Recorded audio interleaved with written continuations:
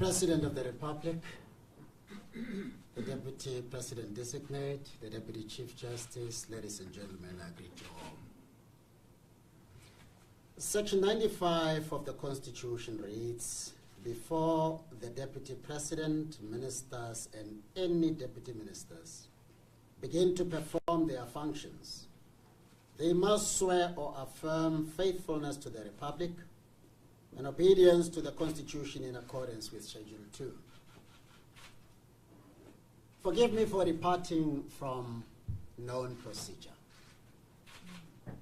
but I would be failing in my duty if, given our history, I don't underscore the significance of an oath of office. We're not here for a photo shoot.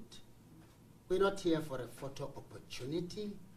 We can't travel all this long just to come, gather, and undertake an insignificant task.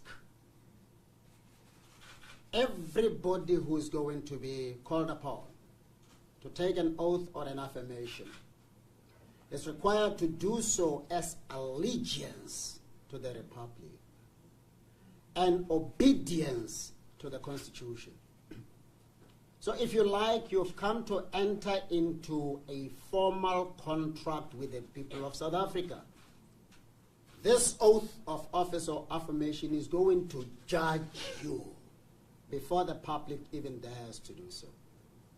We cannot ritualistically gather here, read out this thing as if it is inconsequential. It exists because there is good reason for its existence.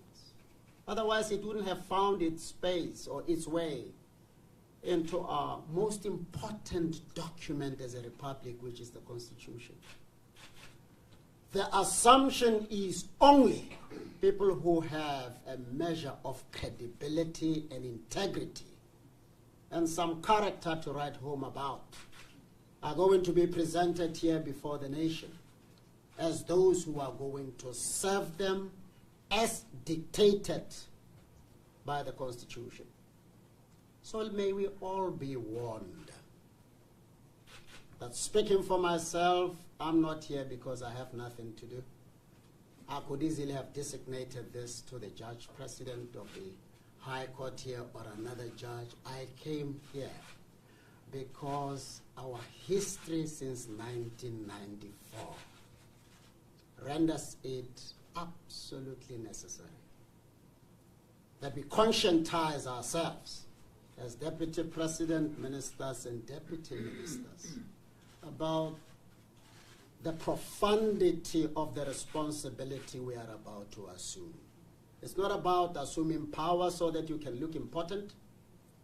It's not about having resources distributed to your department or section so that we can now begin to look like we owe you something.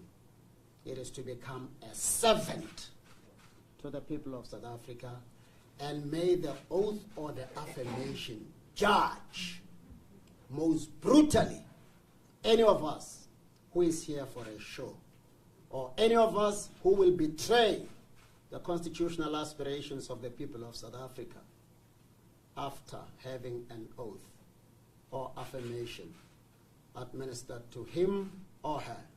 I could say more, but time does not permit.